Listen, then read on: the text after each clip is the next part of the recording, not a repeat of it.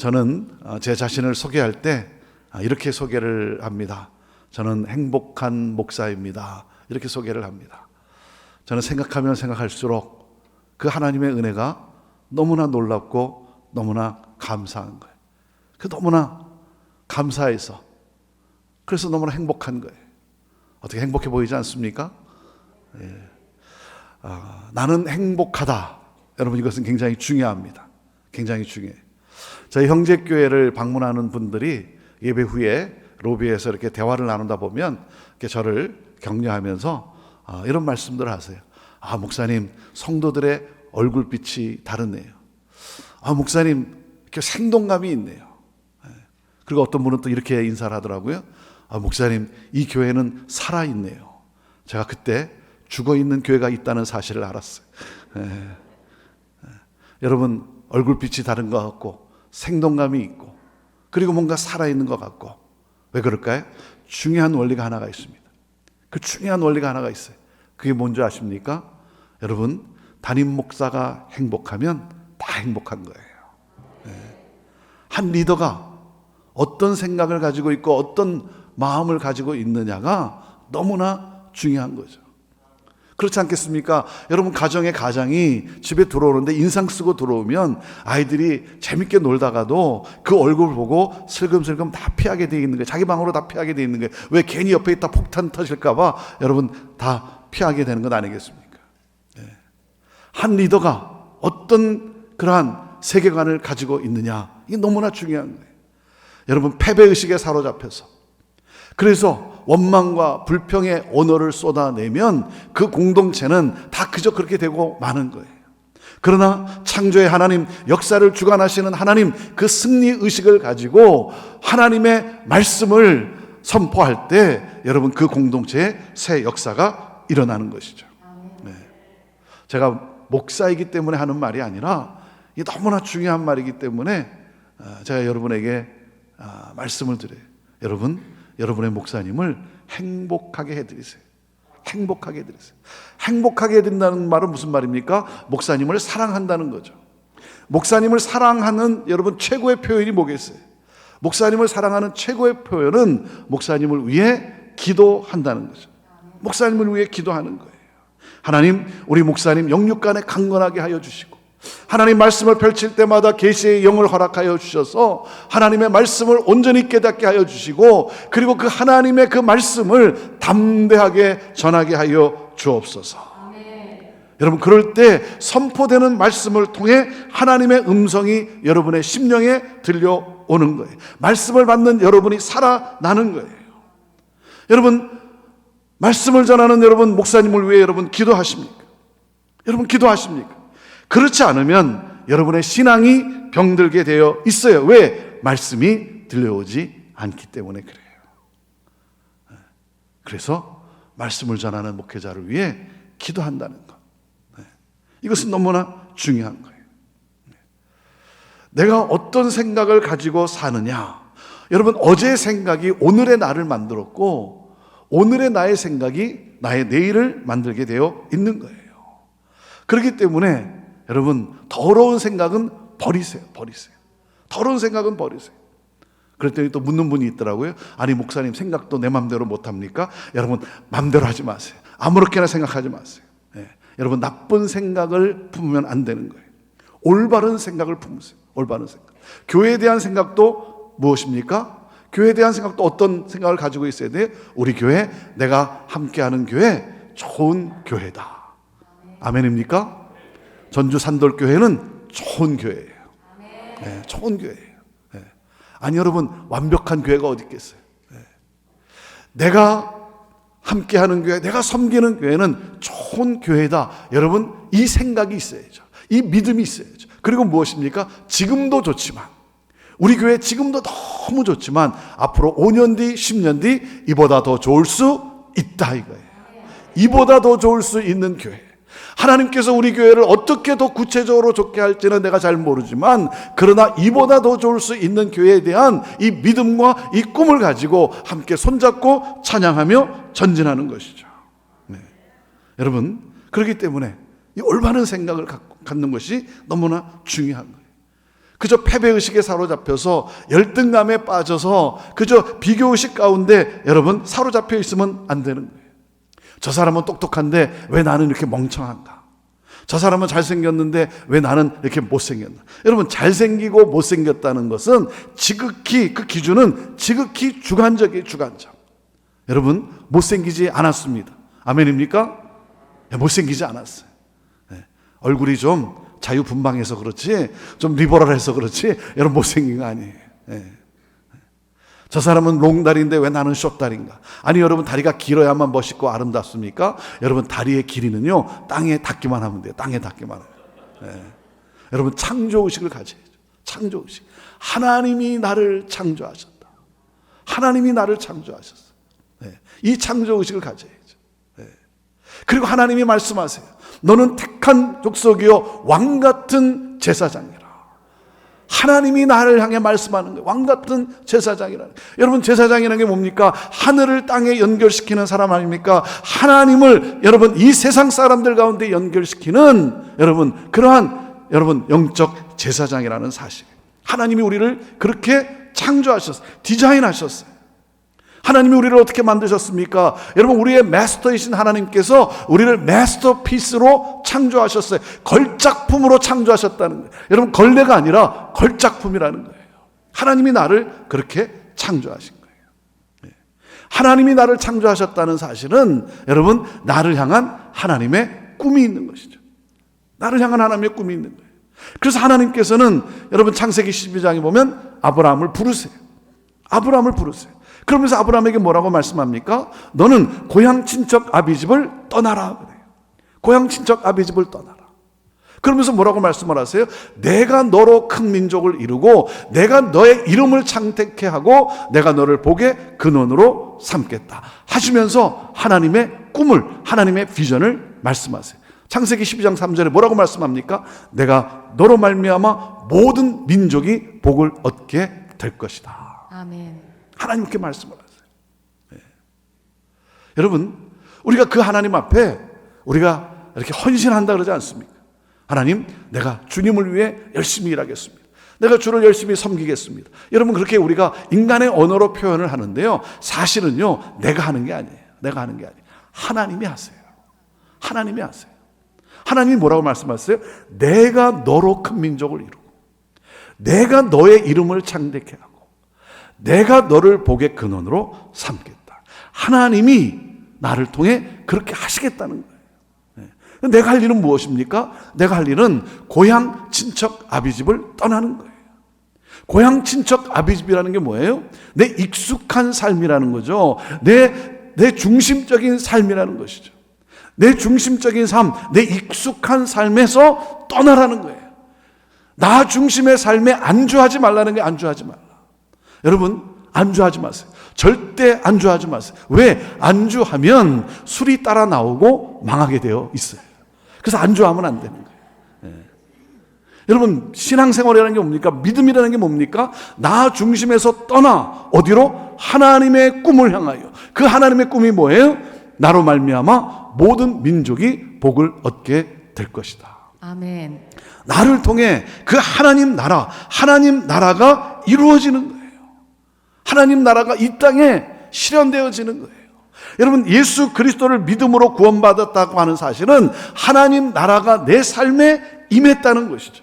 하나님 나라, 하나님이 다스리시는 나라, 하나님이 통치하시는 나라, 하나님의 가치관으로 움직여지는 그 하나님 나라의 삶을 살아가는 거예요. 하나님 나라의 삶을 우리가 이 땅에서 살아가는 거예요. 여러분, 예수님께서 처음 사역을 시작하실 때 선포하신 메시지가 무엇입니까? 처음 사역을 시작하실 때 선포하신 메시지가 뭐냐면 마가복음 1장 15절에 예수님이 사역을 시작하실 때 이렇게 선포를 하십니다. 때가 찼고 하나님 나라가 가까웠으니 회개하고 복음을 믿으라. 하나님 나라예요. 하나님 나라. 예수님이 선포하신 메시지는 하나님 나라예요. 사도행전에 보면 일정에 보면 부활하신 예수님께서 승천하시기 전까지 40일 동안 세상에 계시면서 마지막 순간까지 제자들에게 가르치신 내용이 뭡니까? 하나님 나라예요. 하나님 나라. 마태복음 6장에 보면 예수님이 제자들에게 기도를 가르쳐 주세요. 우리가 너무나 잘 아는 주 기도문이죠. 주님이 가르쳐 주신 기도. 너희는 이렇게 기도하라. 어떻게? 나라가 임하게 하옵소서. 주 기도문의 핵심도 하나님 나라예요. 하나님 나라. 하나님 나라가 임하면 하나님의 이름이 거룩히 여김을 받게 될 것이고, 하나님 나라가 임하면 뜻이 하늘에서 이루어진 것 같이 이 땅에서도 그 하나님의 뜻이 이루어지게 될 것이고, 하나님 나라가 임하면 죄 용서와 시험과 악의 문제는 물론 일용할 양식의 문제까지도 해결된다는 거예요. 그래서 6장 33절에 예수님이 다시 한번 강조하신 거예요. 너희는 먼저 그의 나라와 그의 의를 구하라. 아멘. 그러면 이 모든 것을 너희에게 더 하시리라. 하나님 나라를 구하게 되면 모든 것이 다 이루어진다는 거예요. 그래서 하나님 나라가 임하기를 위해 기도하라는 거예요. 그래서 우리가 기도를 합니다. 나라가 임하게 되기를 원합니다. 하나님 나라가 임하게 되기를 원합니다 라고 기도를 하긴 하지만, 정말 하나님 나라가 임하기를 기도하고 있냐는 거예요. 하나님 나라가 임하기보다는 하나님의 능력이 내게 주어져서 내 나라가 이루어지기를 원하고 있지 않느냐는 거죠. 내가 원하는 것을 예수 그리스도의 이름으로 얻고자 하는 것 아니냐 이거죠. 여러분, 그것은 기독교가 아니에요. 그것은 우상숭배, 샤머니즘이에요. 그건 무당 종교예요. 여러분, 무당 종교라는 게 뭡니까? 신의 뜻에는 관심이 없어요. 신이 원하는 것이 무엇인지는 관심이 없고, 오직 내가 원하는 것을 신이 이루어 줘야 한다는 거예요. 내가 이렇게 정성을 다해 비니, 내가 매일같이 물을 떠놓고 새벽에 내가 정성을 다해 비니 신이 내가 원하는 것을 이루어 줘야 한다는 거죠. 신을 나의 소원 성취를 위해 수단과 방법으로 사용하고 있는 거예요. 내가 원하는 것이 이루어진다, 내 뜻이 이루어진다는 거죠. 내 나라가 임해야 한다는 거죠. 여러분, 하나님 나라가 임하기를 원합니다 라고 하는 기도는 뭐예요? 내 나라가 부서지게 해달라고 하는 기도예요. 내가 추구하는 세상 가치가 있어요. 내가 살아가는 그 삶의 방식, 이 세상의 시스템을 따라 살아가는 그런 나의 모습, 나도 여전히 이 세상이 좋아하는 것을 나도 여전히 좋아하고 있는 이 세상을 따라 살아가는 그런 나의 모습, 그런 나의 모습이, 그런 내가 부서지고, 뭡니까? 나를 움직이는 세상 시스템이 박살이 나고 하나님 나라의 시스템으로 교체되는 것을 말하는 거예요. 아멘. 그것이 하나님 나라가 임하게 하옵소서라고 하는 기도인 것이죠. 그래서 뭡니까? 여러분, 그리스도인들은 어떻게 살아갑니까? 장차 임할 하나님 나라, 그 천국, 우리에게 장차 임하게 될 그 하나님 나라 천국을 소망하며 오늘 하나님 나라의 삶을 살아감으로 내 가정 가운데, 우리의 이 사회 가운데 하나님 나라를 이루어가는 삶을 살아가는 것이죠. 여러분, 오늘날 우리 그리스도인들이 이 세상에서 영향력을 끼치지 못하는 이유가 뭐겠어요? 여러분, 우리가 얼마나 열심히 기도합니까? 우리가 열심히 성경 공부하잖아요. 제자 훈련도 하잖아요. 열심히 기도도 하고 열심히 성경 공부도 하고 열심히 제자 훈련을 하기도 하지만 여전히 하나님 나라가 임하기보다는 내 나라가 임하기를 원하고 있지는 않느냐 하는 거예요. 내 나라를 추구하고 있기 때문 아니냐 이거예요. 여러분, 하나님 나라가 임한 사람은 어떻게 살아갑니까?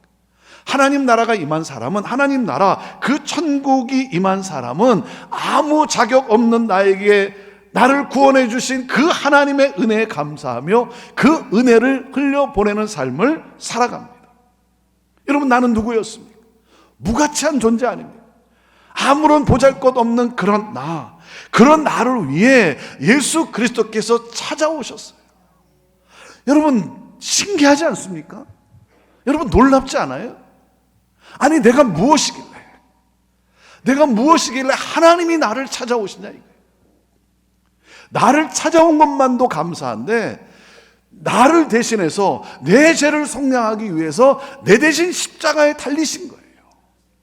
나를 대신해서 십자가에 달리시고 내가 받아야 될 하나님의 모든 진노를 나 대신 다 받으시고 죽으시고 부활하셔서 나에게 하나님의 자녀 되게 하셨어요. 나를 구원해 주셨어요. 아무런 자격 없는 나에게 이 놀라운 은혜가, 이 구원의 은혜가 임한 거예요. 아멘. 여러분 놀랍지 않습니까? 놀랍지 않아요? 아니 내가 도대체 무엇이길래? 그래서 시편 8편에 보면 다윗이 하나님에게 이런 질문을 합니다. 하나님, 사람이 무엇입니까? 사람이 무엇이간데? 이런 질문을 해요. 하나님께서 지으신 해와 달과 별, 그 우주의 광대함을 보면서 그 우주의 광대함과 사람을 비교해 볼 때 도대체 이 사람이 뭐냐 이거예요. Nothing, 아무것도 아닌 존재라는 거죠.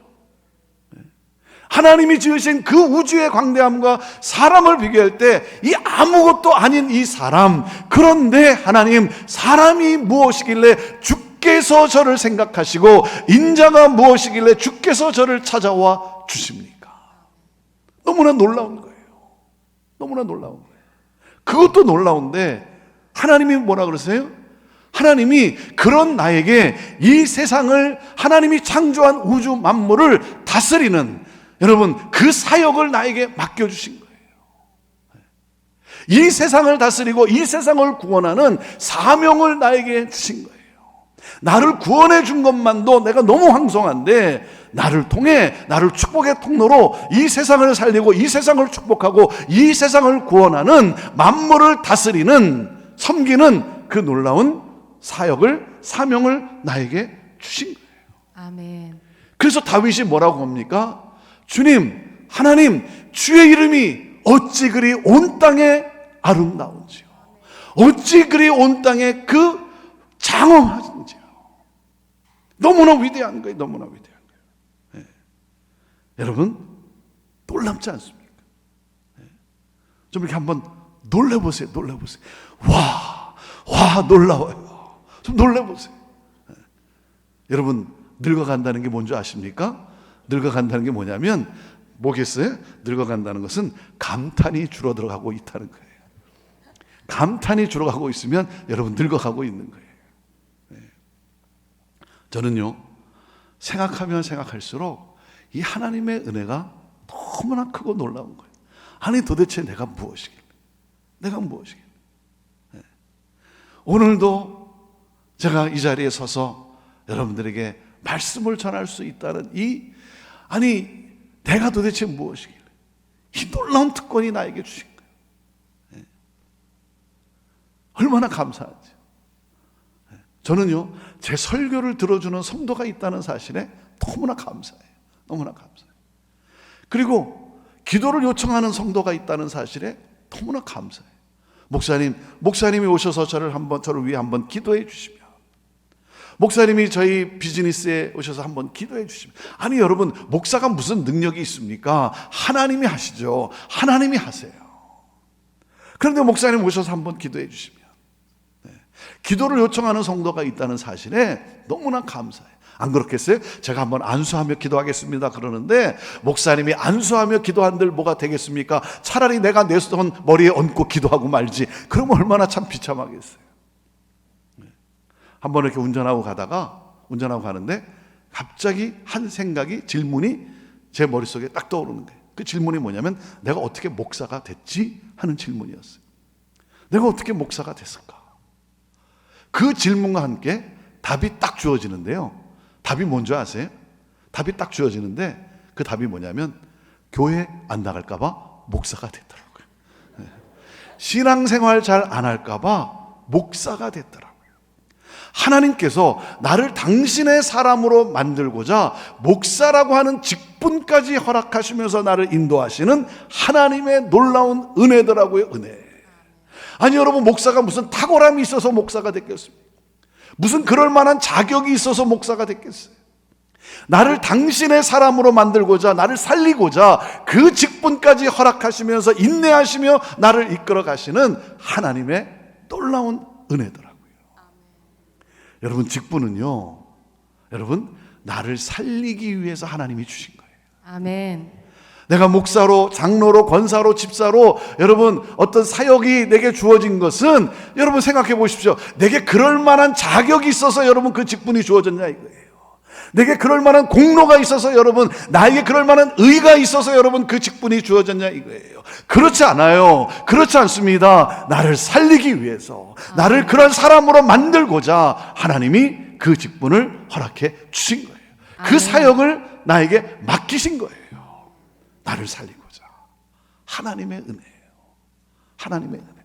내 공로가 아니라, 내게 어떤 자격이 있어서가 아니라. 여러분, 그래서 교회에서 사역을 권하면, 여러분 그냥 순종하세요. 겸손히 그냥 받으세요. 여러분, 교회에서 사역을 맡길 때 아무 생각 없이 맡겼겠습니까? 여러분, 기도하고 고민하는 가운데 그럴 만한 이유가 있으니까, 여러분 교회에서 맡기는 거죠. 그걸 기억하세요. 여러분, 사역이 없으면 여러분 성장할 수가 없어요. 사역이 없으면. 그래서 여러분, 어떤 사역이든 여러분 최소한 한 가지 어떤 사역이든 여러분이 그 사역을 교회에서 맡긴 그 직분에 따라, 또 그 부르심에 따라 맡긴 사역을 여러분이 겸손히 여러분 받으시고, 그리고 순종하고 사역을 하는 거예요. 여러분 생각해 보십시오. 그 어떤 직분이 있으니까, 어떤 그 사역이 맡겨져 있으니까, 주어져 있으니까 그래도 오늘 여기 나와 있는 것 아니겠습니까? 피곤하고 또 힘들기도 하지만, 또 여러 가지 복잡한 일도 있지만, 그래서 어떤 상황이 되질 않는데 그래도 그 직분이 있어서, 내게 맡겨주신 그 사역이 있어서, 그래서 오늘 그래도 여기 와 있는 건 아닙니까? 그런 가운데 뭐예요? 하나님을 예배하며 섬기며 찬양하는 가운데 하나님의 자녀로서의 하나님의 은혜를 또 새롭게 우리가 경험하고, 여러분 다시 한번 그 하나님의 그 부르심, 그 은혜에 감사하며 우리가 섬기면서 성장해 나가는 것 아니겠습니까? 네. 여러분, 기독교의 유일한 특징이 뭐예요? 기독교의 유일한 특징은 바로 이 은혜라고 하는 이 단어예요. 은혜라고 하는 이 단어. 그래서 이 은혜를 아는 사람은 이렇게 고백을 합니다. 나의 나된 것은 다 하나님의 은혜라. 아멘. 한량없는 은혜, 갚을 길이 없는 은혜, 내 삶을 애워싸는 하나님의 은혜. 그래서 그 은혜가 너무나 감사해서 그 은혜를 흘려보내는 삶을 살았어요. 그런데 어느 순간부터 점점 은혜가 사라지고 자신의 행위와 자신의 공로를 주장하기 시작해요. 공로를 주장하다 보니 우월감에 사로잡힐 수밖에 없죠. 우월감에 사로잡혀서 상대방을 판단하고 차별하고, 상대방을 정죄하고, 또 갑질하고. 여러분, 사탄이 교회 공동체를 무너뜨리기 위해서 사용하는 가장 큰 전략이 무엇인 줄 아십니까? 그것은 교회 안에 은혜를 희석시키는 거예요. 은혜를 희석시키는 거예요. 은혜가 희석되면 교회는 인간의 행위, 인간의 의로 움직여지게 됩니다. 하나님이 나를 위해서 무엇을 하셨는가는 더 이상 중요하게 여기지 않고 내가 무엇을 했는가만을 중요하게 여기기 시작하는 것이죠. 그러니 여러분, 교회 공동체 안에 어떻게 되겠어요? 인간 냄새가 진동하기 시작합니다. 저는 경험해 봤어요. 제가 전도사 시절에 제가 섬겼던 교회 가운데 교회 안에 인간 냄새가 진동하기 시작합니다. 그러니 어떻게 됐습니까? 교회는 결국 분쟁과 분열에 휩싸이게 되고 무너지고 마는 것이죠. 사랑하는 여러분, 교회 공동체의 본질은 바로 은혜의 은혜, 하나님의 은혜가 흐르는 공동체예요. 자, 오늘 이 마태복음 20장에 나오는 이 포도원 품꾼의 비유는 하나님께서 베푸신 그 은혜를 잊어버린 먼저 택함을 받은 이 품꾼에게 주는 경고의 메시지예요. 하나님의 은혜를 잊어버린 먼저 믿은 자에게 주는, 먼저 부름을 받은 자에게 주는 경고의 메시지예요. 자, 1절이 어떻게 시작이 됩니까? 1절이 어떻게 시작하면 이렇게 시작이 됩니다. 천국은 마치 품꾼을 얻어 포도원에 들여보내려고 이른 아침에 나간 집주인과 같으니. 그러니까 당시 유대 사회에서는 오전 6시에서 오후 6시를 일하는 시간으로 여겼어요. 그러니까 이른 아침이란 오전 6시를 가리키죠. 일을 얻기 위해서 장터에 이른 아침에 나갔어요. 이른 아침에 나가서 거기서 서성거리고 거기서 방황할 수밖에 없는 거예요. 그런데 놀라운 것은 그 포도원 주인이 이른 아침에 나온 거예요. 이른 아침에 나와서, 내가 서성거리고 방황하지 않도록 이른 아침에 나와서 나에게 한 데나리온을 약속하고 포도원에 들어가서 일을 할 수 있게 한 거예요. 포도원에 들여보내주는 거예요. 주인이 나를 찾아와서 나를 택해 준 거예요. 그러니까 얼마나 감사합니까? 너무나 감사해서 열심히 일했어요. 일하는 것이 즐거웠어요. 일하는 것이 기뻤어요. 행복했어요. 포도원 주인은 오전 9시에 또 나가서 일꾼을 데려옵니다. 정오 12시에 오후 3시에 또 나가서 일꾼을 데려와요. 일할 곳이 없어서 놀고 있던 일꾼들, 그들에게 상당하게 주기로 약속을 하고 포도원에 들여보냅니다. 자, 그러니까 일꾼들은 아마도 일한 시간만큼은 보상받게 될 거라고, 일한 시간만큼은 그 대가를 받게 될 거라고 생각을 했겠죠. 그리고 심지어 하루 일이 끝나기 1시간 전인 오후 5시에 주인은 장터에 또 나갑니다. 또 나가요. 왜요? 아니, 아직 수확해야 될 포도가 많이 남아서 일꾼을 더 고용해야만 했기 때문입니까? 그렇지 않죠. 그렇지 않아요. 아니, 누가 1시간 남았는데 여러분, 또 나가서 일꾼을 고용하기 위해서 나가는 사람이 어디 있겠어요? 무슨 말이에요? 포도원 주인은요, 자기 포도원에 관심이 있는 것이 아니라 일하는 사람에 관심을 두고 있는 거예요. 포도원 주인은 이 포도원을 통해서 내가 얼마나 부자가 될 것인가, 여기에 관심이 있는 것이 아니고 일하는 사람들이 복을 누리는 것에 대해 관심을 갖고 있는 거예요. 바로 이것이 우리 하나님 아버지의 마음이라는 거예요. 한 영혼도 잃기를 원하시지 않는, 한 영혼이라도, 남은 한 영혼이라도 구원하기를 원하시는 하나님 아버지의 열심이라는 거예요. 열심. 그래서 나가서 아직도 놀고 있는, 서성거리고 있는 그 일꾼들을 포도원에 들여보내는 거죠. 자, 나중까지 남은 이들이 누굽니까? 게으르고 일하기 싫어서가 아니라 자기를 불러주는, 택해주는 주인을 만나지 못했기 때문인 것이죠. 무슨 말이에요? 자신들의 노력으로는 이루어질 수 없는 거예요. 그래서 그 시간까지 장터에서 서성거리고 있었어요. 이제 이 사람들은 1시간이 지나면 고통 속에 떨 수밖에 없는 거예요. 이들이 누굽니까? 정말 무가치하게 여겨지는 사람들 아닙니까? 근데 주인은 그들도 긍휼히 여겼어요. 그래서 그들마저도 포도원에 들여보냅니다. 날이 저문 후에 포도원 주인은 청지기에게 일꾼들에게 품삯을 주라고 명합니다. 자, 그런데 나중온 자부터 품삯을 지급하라고 합니다. 품삯을 주는데 오후 5시에 들어와서 1시간 일한 사람에게, 1시간 일한 품꾼에게 한 데나리온을 주는 거예요. 1시간밖에 일하지 않았는데 하루치 삭을 주는 거예요. 그러니 얼마나 놀랬겠어요. 얼마나 감격스럽겠어요. 자, 이것을 본 먼저 택함을 받은 품꾼들은 주인이 자기들에게 한 데나리온을 약속하긴 했지만 더 받을 것이라고 그렇게 기대를 했겠죠. 그렇지 않겠습니까? 근데 기대와는 달리 주인은 모두에게 똑같이 한 데나리온을 주는 거예요. 나에게 약속한 것을 덜 준 것이 아니죠. 계약 위반이 아니에요. 주인의 뜻이에요. 자, 여기서 먼저 택함을 받은 품꾼들이 어떻게 합니까? 자, 여러분 한번 생각해 보세요. 여러분이 먼저 택함을 받은 품꾼이라면 이 상황에서 여러분은 어떻게 하시겠습니까? 아니, 어떻게 온종일 수고한 나와 1시간밖에 일하지 않은 자에게 똑같은 품삯을 주는지 여러분은 그것을 이해하고 받아들일 수 있겠냐는 거예요. 아니, 온종일 내가 하루 12시간 온종일 더위와 씨름하며 수고한 나와, 아니 어떻게 1시간밖에 일하지 않은 저 사람에게 나와 똑같은 품삯을 주냐 이거예요. 그것을 여러분은 이해하고 받아들일 수 있겠냐는 거예요. 그래서 이들이 어떻게 합니까? 주인을 원망하기 시작해요. 오늘 이 비유가 우리에게 주는 메시지가 뭐예요? 우리 또한 이들과 같은 태도를 가지고 살고 있지 않느냐 하는 거예요. 자, 이들의 문제가 뭡니까? 자신이 선택받았다는 은혜는 잊어버리고 원망하기 시작해. 자신들의 공로를 따지기 시작해.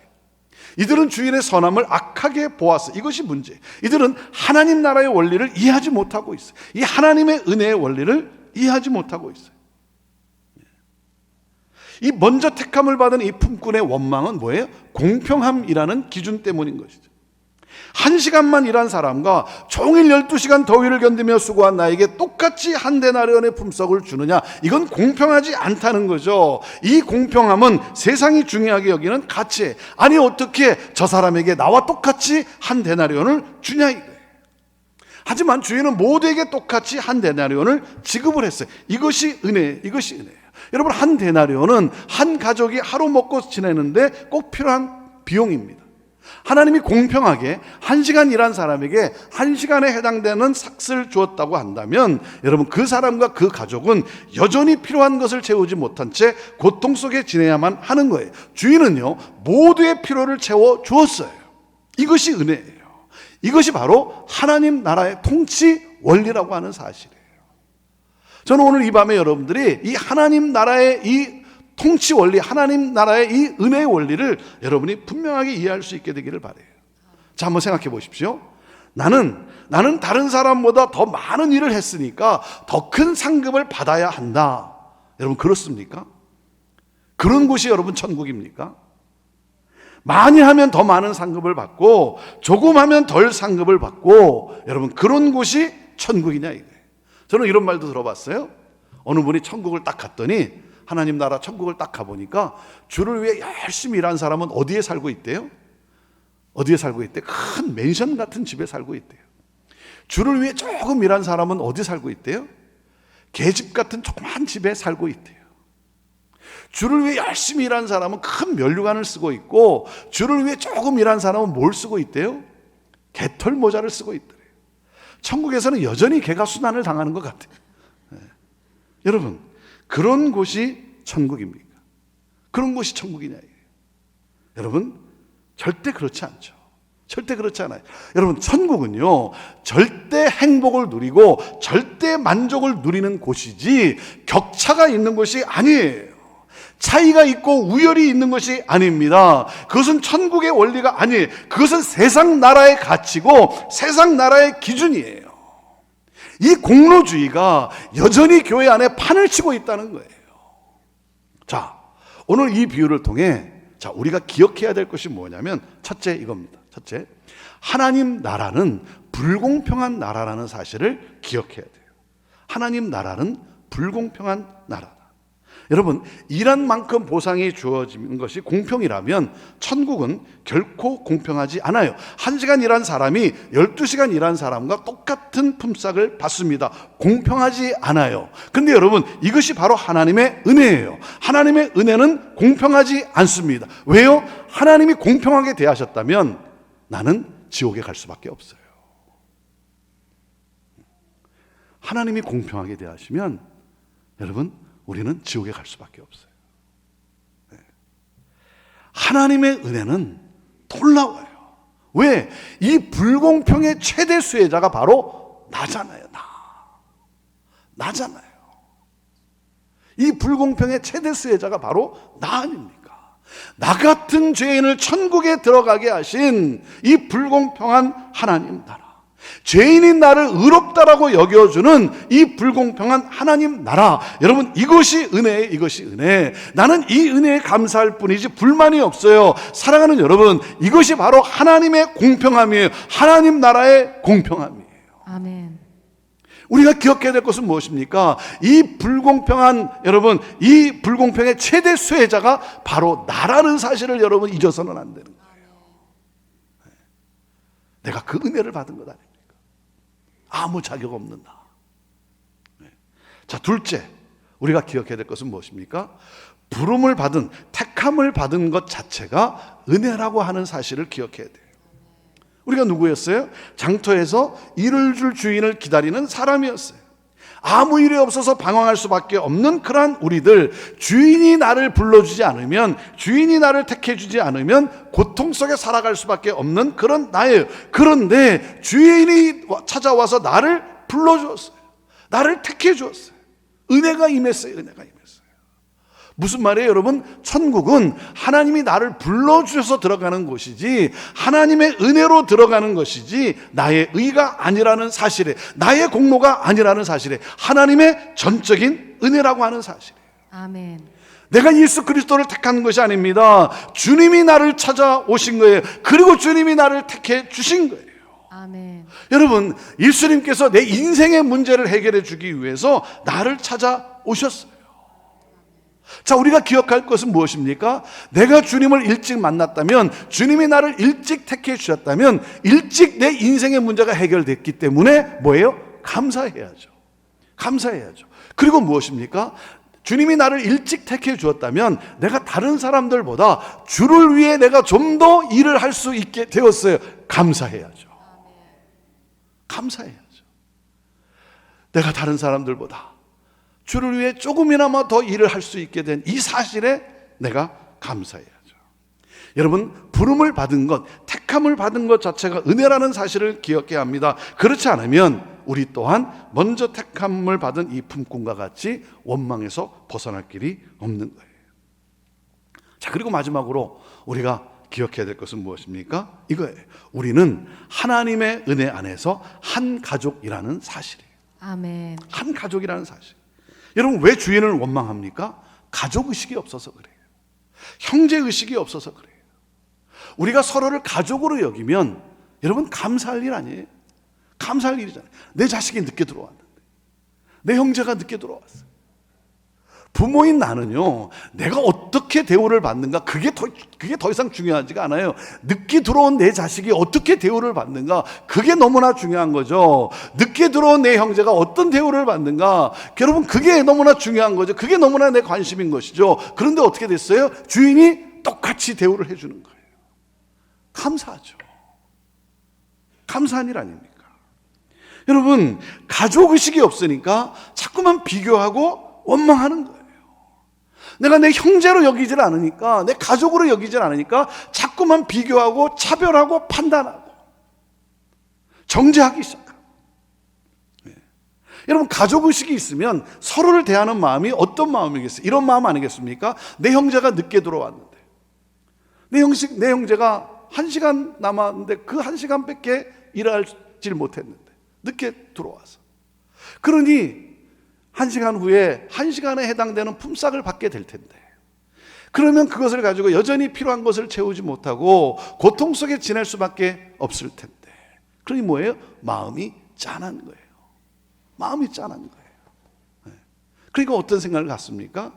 주인이 나에게 한 데나리온을 주기로 약속을 했으니 내가 그 한 데나리온을 받으면 조금 떼어서 나눠줘야지. 조금 떼어서 나눠줘야지. 근데 주인이 그 내 형제에게 한 데나리온을 주는 거예요. 얼마나 감사합니까? 너무나 감사하잖아요. 사랑하는 여러분, 우리는 서로를 대할 때 어떤 마음으로 대해야 되는 거예요? 가족 의식을 가지고 대해야 되는 거예요. 우리는 한 가족이라는 사실, 우리는 한 형제라고 하는 사실, 이 형제 의식이 있어야 되는 거예요. 자, 어제도 인사했는데 오늘도 한번 더 인사합시다. 자, 우리는 형제니까, 우리는 가족이니까, 자, 옆에 사람에게 한번 이렇게, 자, 뭐 언니고 누님이고 이모니까, 자, 이렇게 하나님 나라 인사, 자, 해보시길 바랍니다. 필요한 것 갖다 쓰세요. 자, 인사해 보십시오. 필요한 것 갖다 쓰세요.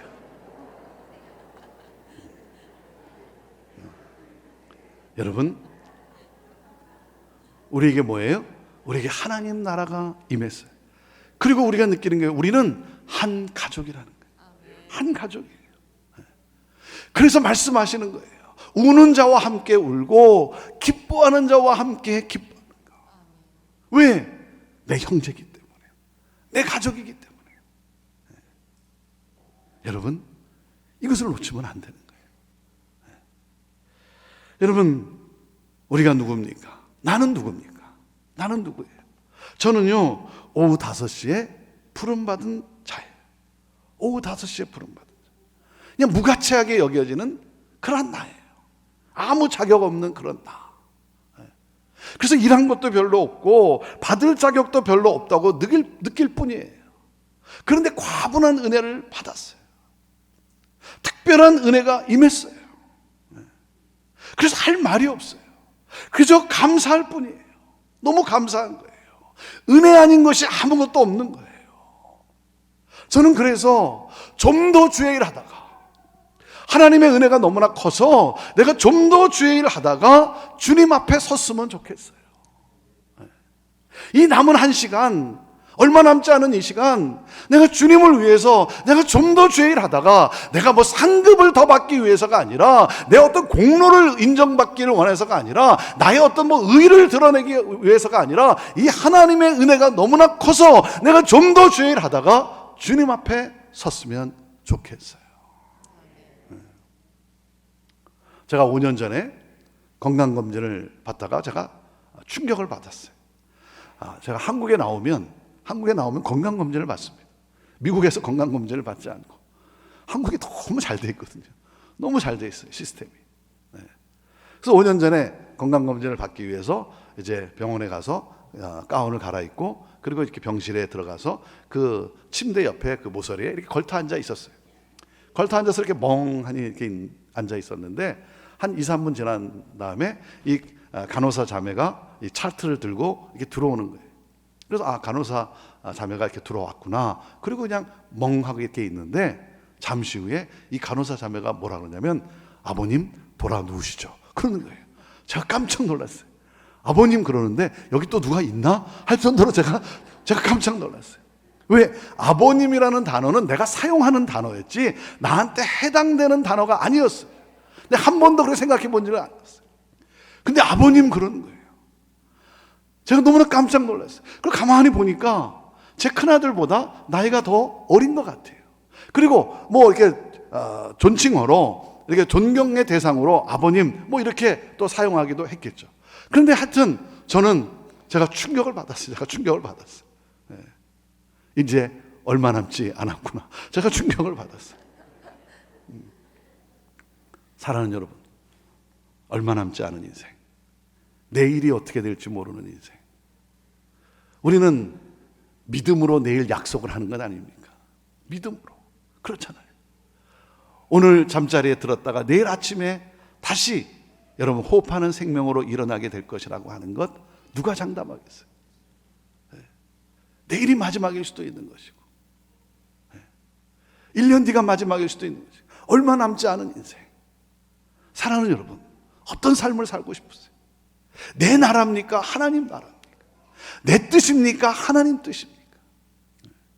얼마 남지 않은 인생, 주께서 맡겨주신 그 직분과 그 사역 너무나 감사하죠. 내가 무엇이 간데, 내가 부족하지만, 아무 자격 없지만 나에게 맡겨주신 이 하나님의 놀라운 은혜. 그래서 좀 더 주의 일 하다가 주님 앞에 섰으면 좋겠어요. 제가 온누리교회를 섬기면서 하용조 목사님을 통해서 제가 참 많은 도전을 받았어요. 그 중에 이 복음에 대한 열정, 하용조 목사님의 복음에 대한 열정에 대해서 제가 참 잊지 못하고 큰 도전을 받았어요. 제가 미국에 있다가 이제 동남아 선교가 있어서 한국을 이렇게 다녀가게 됐어요. 선교를 마치고 인천공항에 도착했는데, 그때 어떤 소식을 들었냐면, 이제 하 목사님께서 이제 간 이식 수술을 이제 며칠 후면 받게 된다는 거예요. 그래서 이제 며칠 뒤면 이렇게 수술을 받게 되신다 그래서 하 목사님을 좀 이렇게 목사님 오셔서 이렇게 좀 위로해드리면 좋겠습니다. 그런 연락을 받아가지고 그래서 하 목사님을 찾아갔어요. 하 목사님을 찾아가서 대화를 나누는데 하 목사님이 그러시는 거예요. 권 목사, 내가 왜 수술을 받으려고 하는 줄 알아? 그러더라고요. 내가 왜 수술을 받으려고 하는 줄 알아? 그래서 왜요? 그랬더니 하 목사님이 이렇게 말씀을 하는 거예요. 나를 필요로 하는 것이 많은데 내가 좀 더 복음을 전하다가 주님 앞에 가면 좋겠어. 내가 오래 살기 위해서 내가 수술을 받는 게 아니고, 나를 필요로 하는 것이 많은데 그곳에 가서 내 마음껏 주의 복음을 전하다가, 좀 더 주의 복음을 전하다가 주님 앞에 섰으면 좋겠어. 네. 자, 아직도 그분의 그 말씀을 제가 잊지를 못해요. 그것이 하 목사님의 복음에 대한 그 열정이었어요. 열정. 사랑하는 여러분, 내가 뭐 오래 살기 위해서, 내가 뭐 이 땅에서 더 어떤 뭐 부유함을 누리기 위해서, 그래서 내가 일하고 내가 수고하고 그런 것이 아니라, 어떻게 하면 내가 좀 더 주님의 영광을 이 땅 가운데 드러낼 수 있을까? 어떻게 하면 아직도 복음을 모르는 자들에게 복음이 증거되게 할 수 있을까? 그래서 내가 그들에게 필요한 내가 물질을 보낼 수만 있다면, 하나님 내가 복음을 전하기 위해서 하나님 내가 가야 되겠고, 하나님 그들을 도와야 되겠고, 하나님, 그래서 하나님 나에게 물질의 복을 허락하여 주옵소서. 여러분, 기도가 달라요. 기도가 달라요. 내가 잘 먹고 잘 살기 위해서 하나님 내게 넘치게 물질을 부어 주옵소서, 그게 아니고 내가 주의 일을 좀 더 하기를 원하오니, 내가 선교사님들도 돕기를 원하고 가난한 자고 어려운 자들을 내가 돕고 섬기기를 원하오니, 그들에게 복음을 좀 더 전하기를 원하오니 하나님 나에게 건강 주시고 물질에 하나님 복도 허락해 주시고 지혜도 주시고. 사랑하는 여러분, 내가 좀 더 오래 살고 싶어서가 아니라, 내가 좀 더 잘 먹고 잘 살고 싶어서가 아니라, 어떻게 하면 내가 주의 일을 좀 더 할 수 있을까? 왜? 하나님의 은혜가 너무나 감사해서. 내가 무슨 상급을 더 받고자, 내가 공로를 인정받고자 그런 것이 아니라. 자, 이 비유를 마치면서 주님이 16절에 이렇게 말씀을 하십니다. 16절에 뭐라고 말씀하십니까? 이렇게 말씀하세요. 이와 같이 나중된 자로서 먼저 되고 먼저 된 자로서 나중되리라. 아멘. 여러분, 무슨 말이에요? 이런 말 아닙니까? 자격이 없다고 고백하는 자는 자격 있는 자가 되고, 자격이 있다고 말하는 자는 자격 없는 자가 되리라. 여러분, 누구에게 하신 말씀이에요? 먼저 택함을 받아 하루 종일 일한 사람들이에요. 먼저 믿은 자들이에요.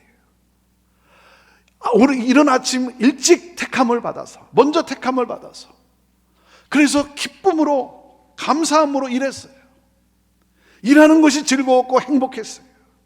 그런데 어느 순간부터 하나님의 은혜는 잊어버리고 공로를 주장하는 자들, 내가 누군데, 내가 어떤 일을 했는데, 내가 얼마나 수고했는데, 자신의 공로를 주장하는 그러한 사람들, 그들이 결국 어떻게 합니까? 예수님을 능욕하며 채찍질하며 십자가에 못 박지 않습니까? 하나님의 은혜의 통치를 거부해요. 하나님 나라를 거부해요.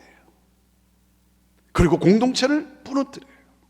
사랑하는 여러분, 말씀을 들어야 할 사람은 누구라고요? 말씀을 들어야 할 사람은 누구냐면, 여러분, 말씀을 들어야 할 사람은요, 새 가족이 아니에요. 새 가족이 아니에요. 의인이라고 여기는 먼저 믿은 사람이에요. 진짜 양육이 필요한 사람은요, 먼저 믿은 은혜를 잊어버린 사람들이에요. 신앙의 연수가 오래되면 오래될수록 이 위험에 빠질 수 있다는 거예요. 하나님의 은혜를 잊어버리면. 하나님의 은혜를 잊어버리면. 사랑하는 여러분, 오늘 이 밤에 이 하나님의 은혜에 대한 이 감격, 하나님의 이 은혜에 대한 감사가 우리 안에 다시 넘칠 수 있게 되기를 바라요. 아멘. 하나님 이름만 불러도 여러분 눈에 눈물이 고일 때가 있지 않았습니까? 예수 그리스도의 십자가만 묵상해도 내 눈에 눈물이 흐르던 때가 있지 않았습니까? 하나님, 내가 무엇이 간데, 내가 도대체 무엇이 간데 이런 놀라운 은혜를 베풀다니요. 그 은혜에 감사해서 여러분, 하나님 앞에 나와 예배하며 하나님 앞에 기도로 중보하며 여러분 주를 위해 또한 섬기고 은혜에 감사해서 여러분 그런 때가 있지 않았습니까? 하나님, 내 안에 점점 눈물이 말라가고 있다고 한다면 하나님의 은혜에 대한 이 눈물이 회복되게 하여 주시고, 아멘. 하나님의 이 은혜에 대한 이 감사와 감격이 내 안에 있게 하여 주옵소서. 아멘. 저는 40주년을 맞이한 우리 전주 산돌교회가 이전에도 그랬지만 앞으로도 더욱 계속해서 은혜로 움직이는, 하나님의 그 은혜로 움직이는 공동체가 되기를 주님의 이름으로 축원합니다. 아멘. 여러분, 그 하나님의 은혜에 감사해서 뭡니까? 겸손함으로 서로를 바라보며 형제로, 내 가족으로 바라보며 위로하고 축복해주고 격려하고, 우는 자와 함께 울고 아파하는 자와 함께 아파하고 기뻐하는 자와 함께 기뻐하는 여러분, 그러한 하나님의 은혜에 감사하는, 그 감격하는 그러한 공동체. 아멘. 여러분, 교회의 본질은 은혜의 은혜, 그 은혜 위에 공평과 정의가 세워져 가는 거예요. 성령이여 임하소서. 성령이여 임하소서. 은혜의 강물이 흐르게 하여 주옵소서.